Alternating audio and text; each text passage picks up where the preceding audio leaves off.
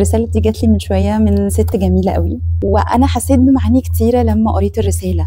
أول حاجة، أنا كان بقالي شوية مضغوطة جدا ومش لاحقة أعمل كونتنت، ومش لاحقة حتى أعمل إديت للكونتنت اللي أنا مصوراه. في صوت كده جوايا كان بيقول لي خلاص مش مشكلة، يعني ما هو الناس مش، الدنيا مش هتقف من غير المحتوى بتاعك، إيه المشكلة يعني؟ ما تعمليش محتوى يعني.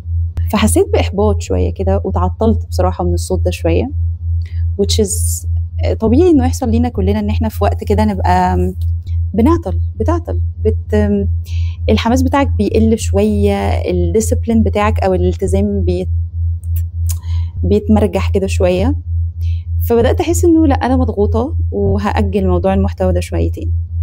لما قريت الرساله بتاعتها بجد فكرت في حاجات كتير. اول حاجه حسيت انه لا، الكلام اللي بتقوليه حاجه كويسه، حاجه مهمه، حاجه يعني احسبه على خير، يعني انه في حد عايز يسمع الكلام ده، في حد ممكن حاجه تنور جوه مخه بسبب الكلام ده. وكمان حسيت انه احنا محتاجين بعض جدا، احنا محتاجين ندعم بعض، محتاجين نقول لبعض كلام حلو. وانت عمرك ما هتتوقع الدعم جايلك منين. ممكن جدا الدعم يجيلك من مكان انت مش متخيل انه يجيلك منه. ممكن جدا تعمل حاجات حلوه مع ناس، والناس دي ما تردلكش الحلو ده، والحلو ده يجيلك عن طريق ناس تانيين خالص.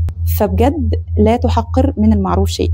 كل معروف تعرفه اعمله وانت بتفكر في ربنا سبحانه وتعالى بس.